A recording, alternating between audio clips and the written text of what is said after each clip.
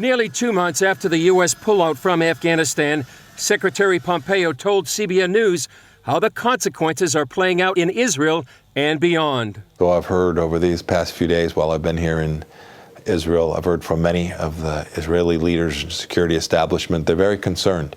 They're concerned not only about the increased terror risk, that there'll be room for al-Qaeda or for ISIS or for both to grow in the region in Afghanistan, and that this will embolden Iran, but also they're worried. They're worried because they saw America execute a withdrawal from Afghanistan that can only be described as a debacle.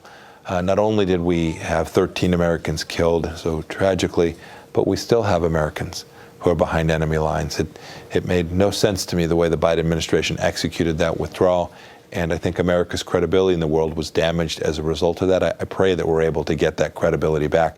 One impact of the pullout seems to be a more belligerent China. How would you describe the threat of China right now?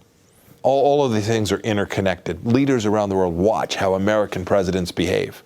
They can sense American weakness, that America's not prepared to honor the red lines that it has drawn to protect America's vital interests. And so I think what you're seeing from the Chinese Communist Party is precisely what you'd see follow from that. They're going to test, they're going to push. And the first place we're seeing this test is 150 plus aircraft flying into the air defense identification zone for Taiwan. I hope the American administration is prepared to do the right thing to support the people of Taiwan.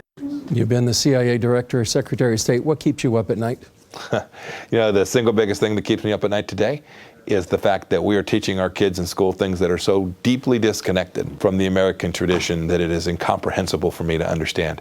Right? We now have teachers who want to tell our kids that our nation was founded on a racist idea.